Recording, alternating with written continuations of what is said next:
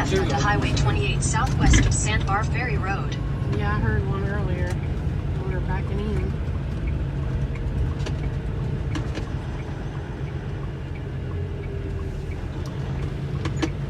Continue on Sandbar Ferry Road for 3 miles. Sandbar Ferry. I'm so doggone tired right now and barely hold my eyes open. I know Conan's tired. He's done drove all day. Yeah. Speed warning. We got 36 minutes left on our clock, totally. Yeah, see that? Oh. And it's about a 25-minute ride to the yard. So, I hope we make it. Alright, well, I'll let y'all know when we get there if we make it. Speed warning.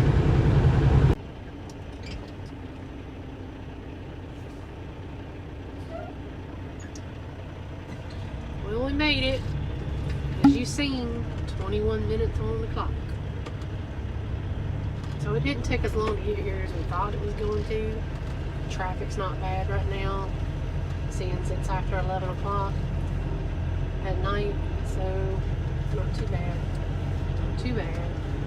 But still gotta have time enough to do your shutdown inspection and all that. Yeah, that's true.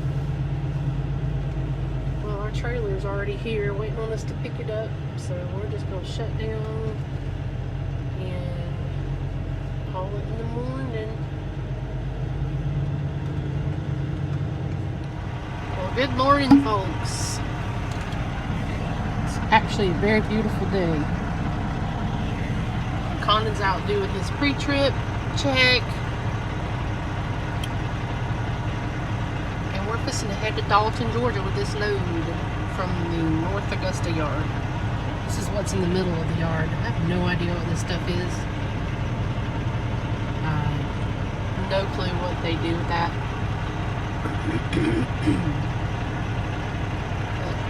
But there's just a tiny little building over there on the other side of that green buildings. That belongs to the GP, or should I say NI5 now.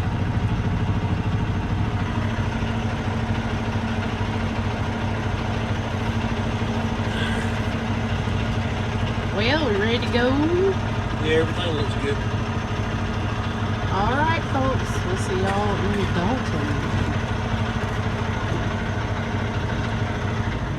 This week we're playing dog chasing his tail.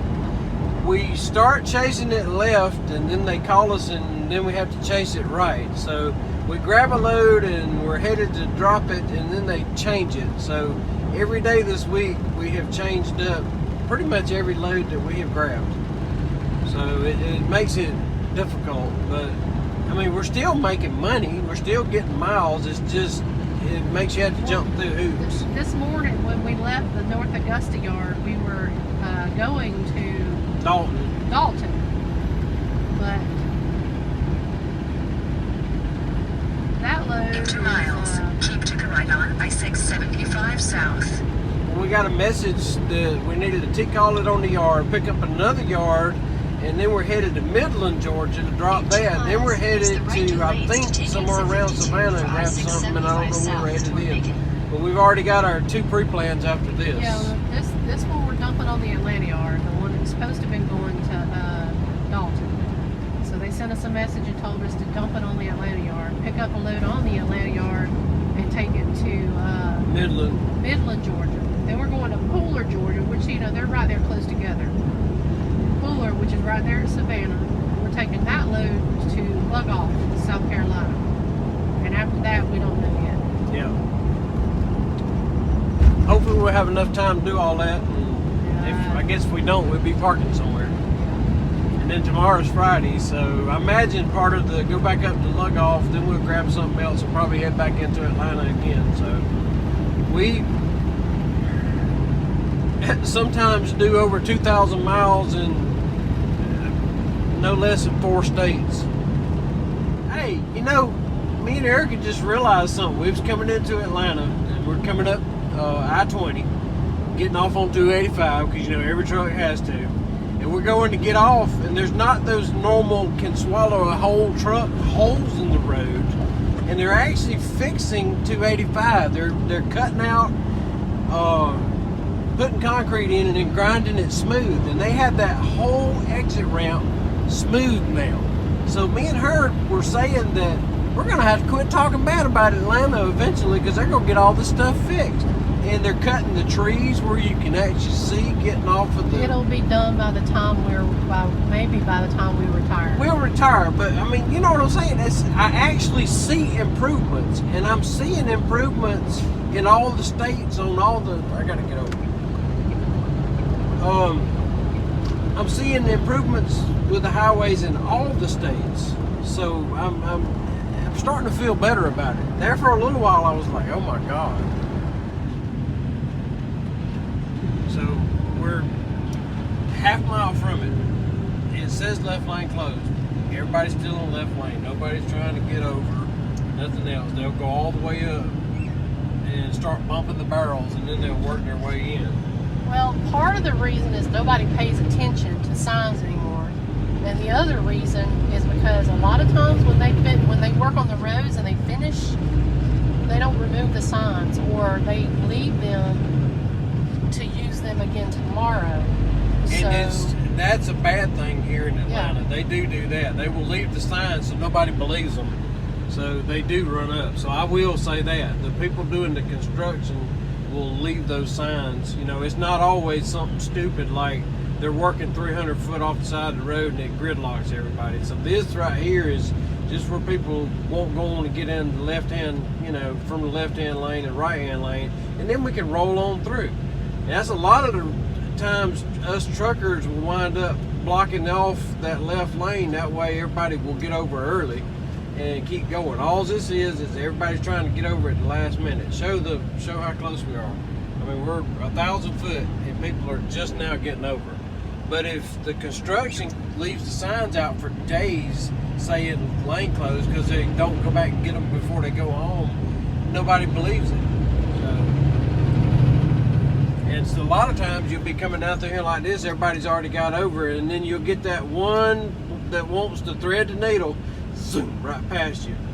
We were in South Carolina, 3 a.m. one morning, coming off of a ramp. Car behind me's pissed off. I'm in a truck, I'm gonna go slow. I'm 80,000 pounds. I got my foot to the floor, but the truck governs itself. I mean, it's not like a car. You stop the car, you do 100 miles an hour real quick. Truck don't do that. It slowly builds speed. He comes around me on the right, don't realize there's barrels there, and hits 5 of them. I mean, you gotta admit that was funny. It was funny. I mean, because barrels were flying everywhere, and he never broke step. He kept going.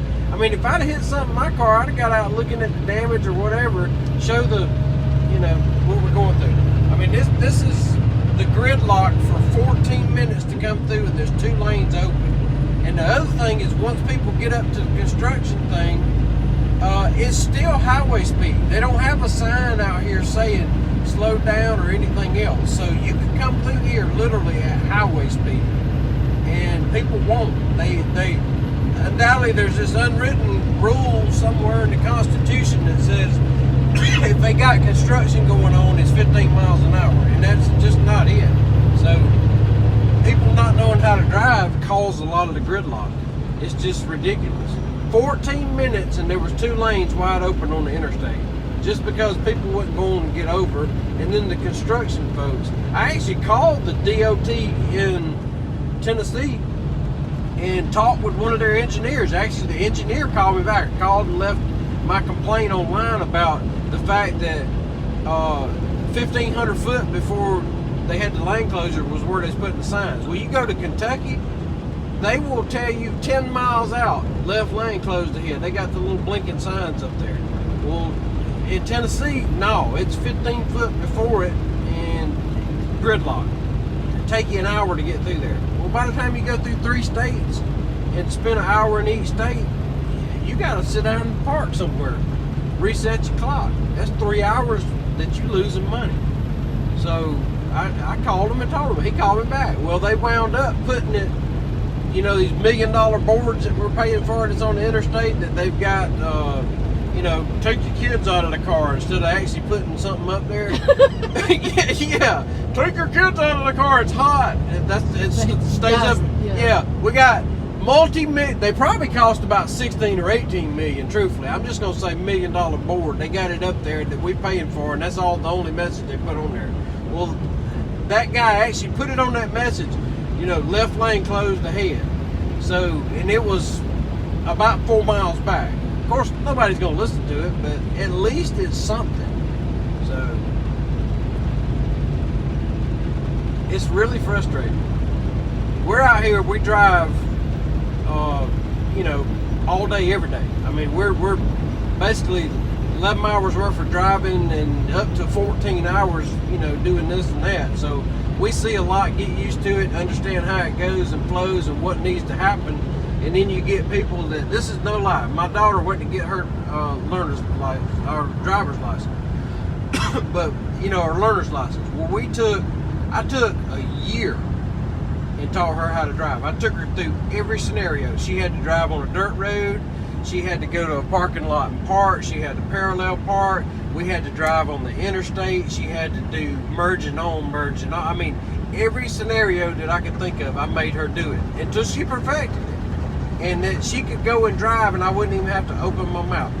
Then we went up there to get her actual license. She bumped one cone when she was parallel parking. That's the only mistake she made out of all of it. And she was mad at herself for that. But she got her license. She wanted to do it over. Yeah, she wanted to do the test over, and I'm like, honey, you got your license. She's like, no. Well, there was this other kid that was there before, she was taking his license. He backed over, drove over, re-backed over, and drove over the cones again, like 5 times in a row. Drove around, come back around, and went to go in a parking space. It's a straight parking space, and he actually parked crossways across the line. They went in, and I was like, there's no way this kid got his license doing all that mess. And he come out and held up his license, and Mama and Daddy took a picture of him. Yay! And then we wondered what's wrong with, drivers on the road and everything. It's like, they should make it way more intense on getting your license to put you out here. Everybody complains about, oh my God, this can kill you, that can kill you, oh the virus, oh guns, oh this and that. Your little 16-year-old kid, you putting them out there in a car that can do 100 plus on the highway, and they can't even park in a parking space. Come on now. Macon's been what? Under construction since? Probably about 1973. I know they've been right here in this spot at least 15 years, and it still looks like it did 15 years ago. It sure does. Up there on Eisenhower Parkway, it took them 10 years to finish that.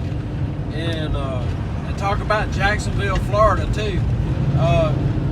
Our daughter was born, and she got her driver's license when they finished Jacksonville. So that's about 16 years. Because we actually took her down there. She was 1.5 years old. And we went to Jacksonville, and they had it tore all to pieces. And, I said about the year that I made her drive. My daughter didn't actually get her license till she was almost 17. And the reason why I did that was to make sure that she knew how to drive. Because, driving's dangerous. And it took us, we probably worked on it a steady year or longer. I really wish that they would do kind of like the simulator. And I think everybody should have to pass the simulator to be able to get their license. In other words, you got to drive in every condition, snow, rain, day, night, and all that. And until you pass that simulator, you don't get your license. That's like in Europe. It's really difficult to get your license in Europe. And I think they need to make it more difficult here. And I think it would improve everybody's driving skills and just improve everybody getting around in general. The other problem in Atlanta is people are just aggressive with the way they drive in Atlanta. So every city has its little, you start learning how it is, why it is. I mean, sadly, we can sit here and I can tell you where potholes are at, how to get on, which lane you need to be in and all that, in probably about 10 or 12 states. It's when you drive out here long enough, you start learning, you'll drive 500 miles in a day and you're like, well, the pothole's still there and stuff like that. And some people never leave their hometown, so we see a lot out here. Like, we come on down, we went from Atlanta to Macon, and there's a truck on the side of the road, and the grass is on fire, and the guy's out there stomping it out with his feet. You run into stuff like that. We got a picture of the big sign where they got it up, said 16 miles ahead, 2 left lanes closed. So we're gonna see when we get there if they're actually closed or not. But that was on the big $1 million sign in Macon. Rant is over. I'm gonna wind up having to do rant wars, ain't I? I'll get him on there, Matt. I'll get him on there sooner or later. I have to do it when I'm not driving. Yep. Rants with Rogers. Rant Wars. Check it out.